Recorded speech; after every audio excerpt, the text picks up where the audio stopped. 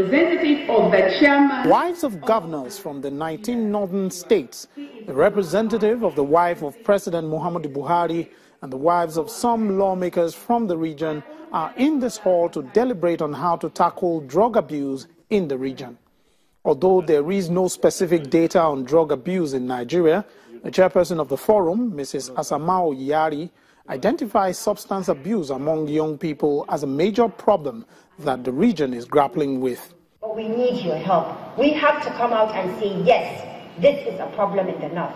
We have to come out and say, yes, let's do something about it. According to the United Nations, an estimated 246 million people globally abuse drugs.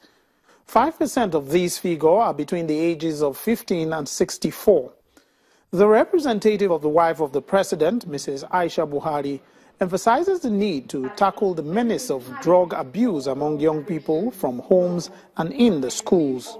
If the teachers in schools can have some classes that can bring out the dangers of this abnormal use of drugs, because abuse is abnormal use. If you don't know the normal use and you don't know that there is an abnormal use of something, abuse means abnormal use. Meanwhile, the General of the National Drug Law Enforcement Agency is urging the forum to influence lawmakers to make laws that will make treatment available for drug users while rejecting attempts to legalize cannabis. Every state has its own peculiarities, and in Nigeria, it is cannabis that is the first drug of abuse and the most abused drug, and therefore we must fight against every attempt by any government, by anybody, to legalize cannabis in Nigeria or anywhere in the world. Welcome back. We're focusing on the International Day Against Drug Abuse and Illicit Trafficking. Today, we're joined by Dr.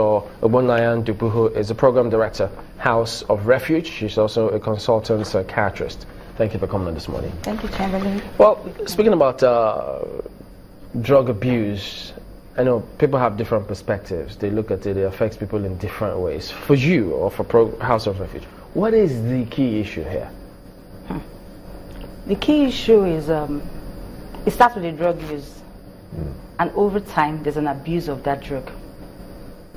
And commonly, what we have seen is that most people, you would say alcohol is acceptable to an extent, so a lot of people abuse alcohol.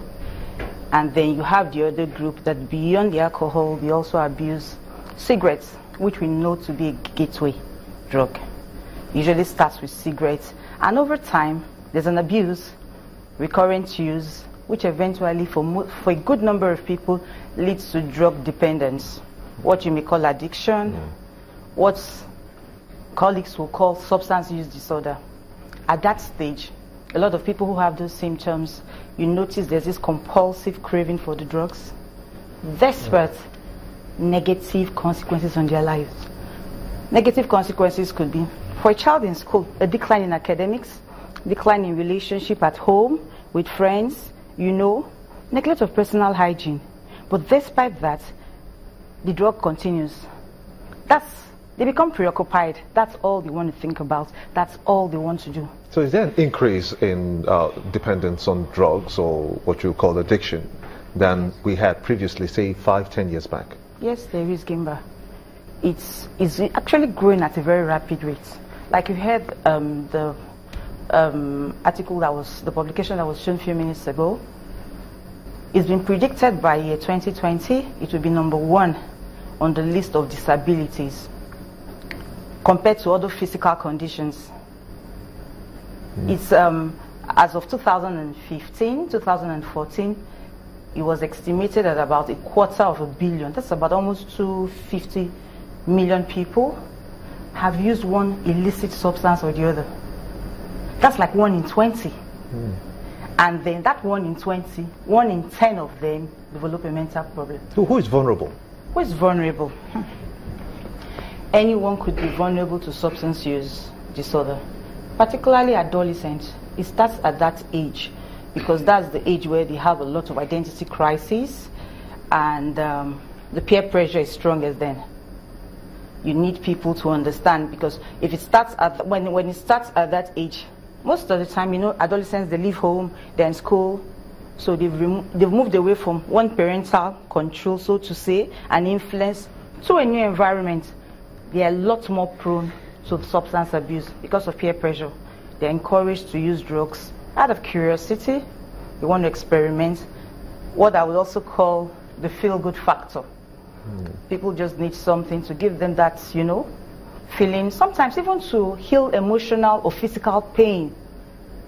A lot of people would go into substance abuse. You must remember that people do not willingly become drug addicts, but habits, circumstances, environmental, family, even poverty places people at the risks of this, unemployment. They're idle, and the next thing they want to do is abuse the substance, if that would help them. How is Nigeria placed as a global player to try to cut down on the increase in, should I call it now, people who have been recruited knowingly or unknowingly into this bracket? For us in Nigeria, we could do a lot more. I would say we should start from the level of advocacy, increased awareness, because sometimes people, like you had mentioned, unknowingly get involved in the substance use. I think the point where we are, Gimba, we should actually be thinking of making substance use and addiction issues part of our curriculum in school. It's that bad. I work for Freedom Foundation. We have an arm that takes care of drug addiction, House of Refuge. And I must tell you that on a weekly basis, I get minimum of 6 calls. New cases. A child in this university, a child in the next university, a child being brought home from abroad. It's on the rise. New cases. I'm not talking about people who probably will call somebody needs help, because substance abuse is destroying the work population. A lot of people who we know that get into substance abuse are people from their 15s. We see more of people below 30s. These are people that are meant to be in school or working. A few percentage will fall in the group of their 50s. So we need to do more of advocacy. We need to create awareness. And rather than people stigmatize and criminalize drug use, they should see it as these people needing help. We'll come to that in a minute, but I'm just wondering, when you mention cigarettes, because those are not like